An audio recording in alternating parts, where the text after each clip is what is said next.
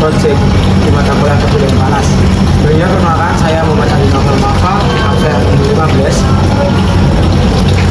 Dan saya Koko Novianto dari absen 13. Dan saya Abdul Rahman dari absen 22. Oke. Nah, di tugas project kali ini kita mengangkat judul yaitu evaluasi unjuk kerja dan analisis kehilangan panas pada sel endok heat exchanger tanpa isolasi. Untuk topik yang kita bawa,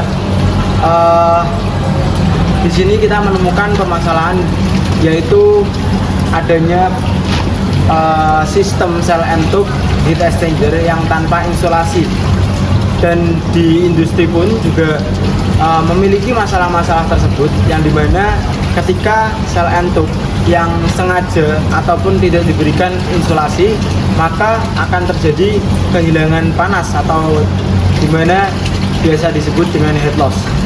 Nah, di sini kita akan mengevaluasi dan menganalisis bagaimana sih perbedaan antara sel endok yang menggunakan insulasi dan tanpa insulasi.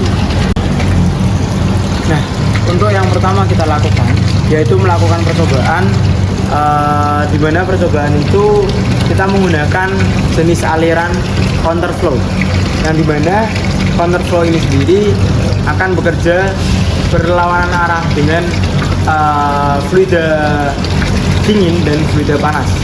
Nah, untuk penjelasan lebih lanjut akan dijelaskan oleh rekan saya. Oke, seperti yang teman-teman ketahui, sebelum kita melakukan praktikum, nah alangkah baiknya kita mempersiapkan alat dan bahan. Nah, di sini pada praktikum sel endok kita menggunakan alat ini ya untuk mengukur temperatur suhu, itu kita menggunakan termometer. Kemudian untuk memanaskan air itu kita menggunakan pemanas. Kemudian untuk mengaliri arus juga kita menggunakan arus dari sumber kita menggunakan kabel roll. Nah, setelah kita rasa alat dan bahan itu sudah lengkap, nah kita memastikan kondisi dari alat praktikum teman-teman di sini teman-teman ya. Nah, makanya sebelum kita memulai praktikum alangkah baiknya kita mengecek alat dan bahan terlebih dahulu. Nah, di sini kita punya beberapa valve atau katup, itu ada 4 buah ya teman-teman. Ini ada 1, 2, 3, dan 4. Kemudian di sini ada alat ukur untuk mengukur aliran panas dan aliran dingin ya teman-teman. Oke, pertama-tama kita perlu memanaskan air terlebih dahulu teman-teman menggunakan pemanas. Nah, itu kita panaskan sampai suhu 58 sampai 62 teman-teman, supaya aliran fluida yang mengalir ke dalam sel ini atau tabung ini itu memiliki fungsi dengan baik gitu. Nah, kemudian kita juga ada air yang dingin, air keran ya teman-teman. Nah, itu langsung kita salurkan menggunakan selang, ya, menggunakan selang. Nah, setelah kita memanaskan air tersebut dengan temperatur yang sudah ditentukan, misal tadi kita ambil 60 derajat Celcius. Nah, kemudian sini ada namanya tombol teman-teman, saklar on dan off. Nah, ini untuk menyalakan pompa teman-teman. Nah, ini pompa ini itu akan menghisap air dari bak yang sudah bak air yang sudah dipanaskan. Nah, nanti ini akan dialiri ke tabung ini teman-teman. Nah, di sel endok ini kita memiliki 2 jenis aliran teman-teman. Mungkin tadi dari Mas Adi apakah sudah disampaikan? Belum? Sudah. Kita pakai yang mantap.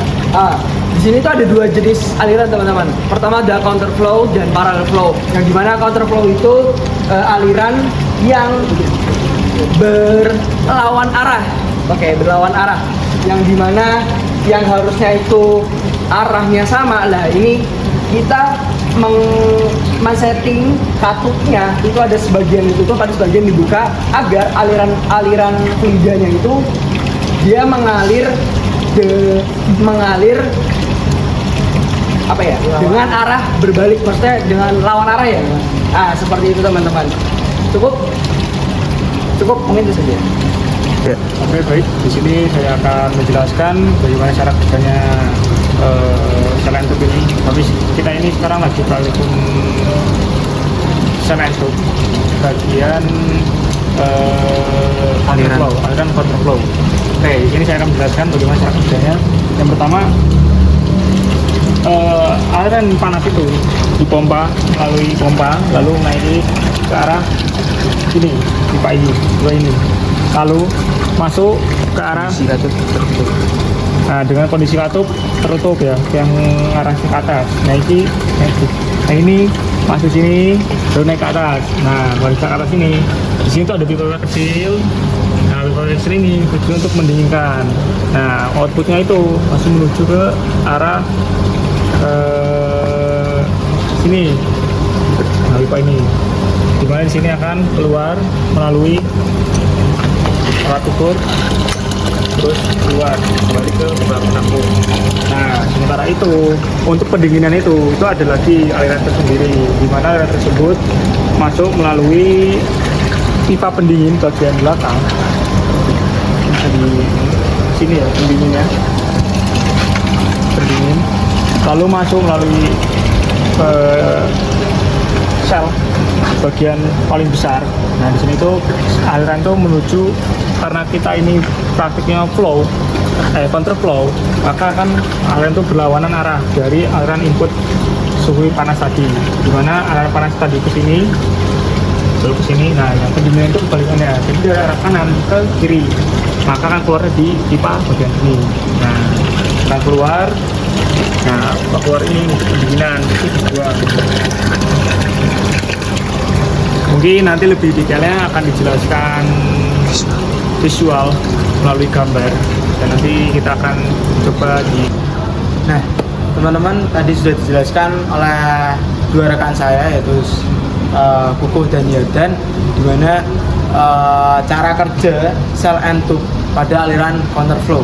Nah, tadi yang disebutkan Mas Kukuh bahwa ada dua aliran counterflow dan paralel, itu sebenarnya intinya yaitu pada aliran counterflow, untuk fluida panas dan fluida dingin itu akan berlawanan arah. Nah, ketika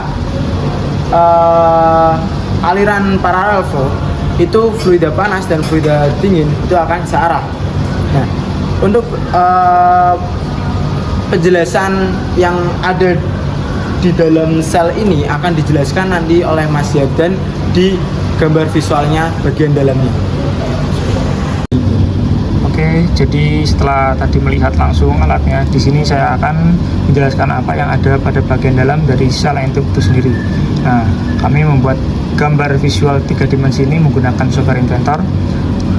Mungkin kita asumsikan di dalam sel terdapat 16 jumlah tube itu. Nah, pada sel entup ini akan dialiri fluida panas dan dingin. Nah, karena ini gambar potongan, jadi yang terlihat cuma ada 8 tube. Jadi aliran panas itu sendiri akan masuk melalui pipa bagian bawah ini. Akan masuk, panasnya akan didinginkan ya, masuk sini dan keluar akan ke sini. Nah, sedangkan yang satunya ini akan dialiri oleh aliran air yang dingin. Tujuan aliran masuknya mulai sini, akan masuk mulai pipa. Nah, pipa ini akan menyerap panas. Nah, panas tersebut akan dibuang melalui pipa bagian kanan ini. Kayak kurang lebihnya seperti ini ya, counterflow. Jadi aliran yang ingin didinginkan akan masuk melalui bagian bawah, akan maju ke arah kiri sini, akan keluar ke inlet bagian atas ini. Nah, aliran pendinginnya akan masuk bagian kiri ini menuju kanan pipa ini melalui pipa-pipa kecil ini yang berjumlah 16. Nah, di sini akan terjadi kenaikan suhu.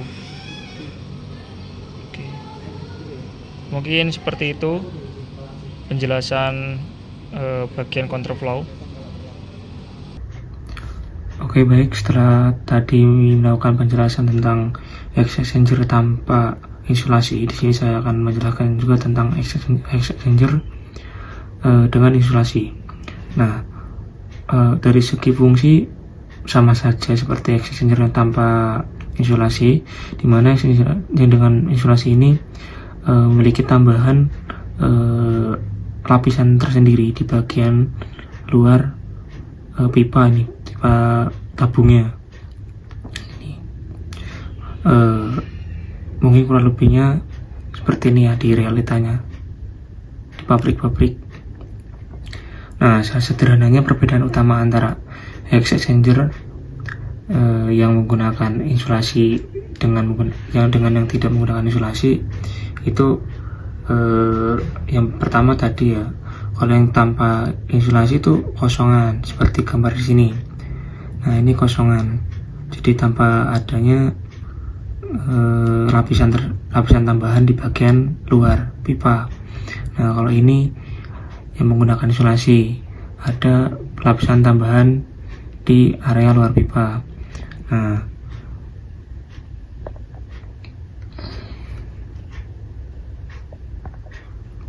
secara sederhananya perbedaan utama antara heat exchanger yang menggunakan insulasi dengan yang tidak menggunakan insulasi itu pertama efisiensi perpindahan panasnya dan keamanan lingkungan sekitarnya. Nah, ada juga perbedaan berdasarkan aspek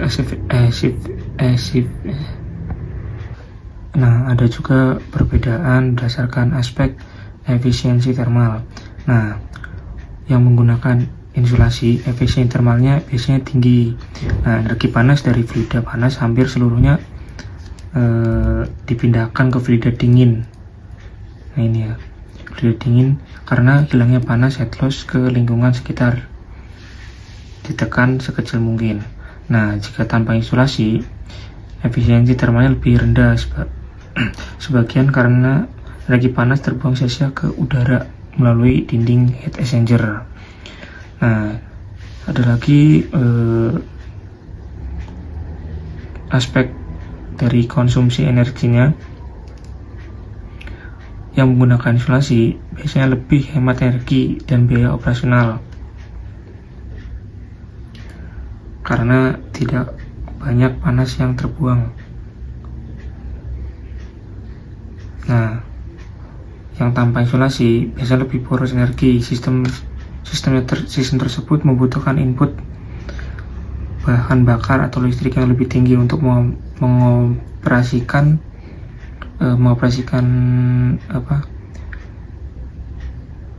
panas yang hilang ke lingkungan.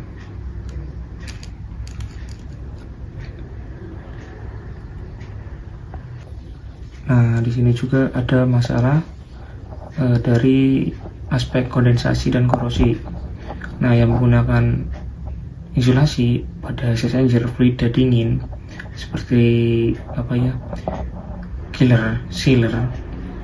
Insulasi mencegah bentuknya embun atau kondensasi dinding luar. Namun, jika pemasangan insulasi itu buruk, air bisa menjebak di dalamnya dan menyebabkan korosi yang tersembunyi. Jadi biasanya airnya itu akan ngendap di bagian bawah sini karena kan tidak bisa keluar, akan ngendap di bagian bawah dan akan mengakibatkan korosi. Nah, sedangkan yang tanpa menggunakan insulasi itu cenderung lebih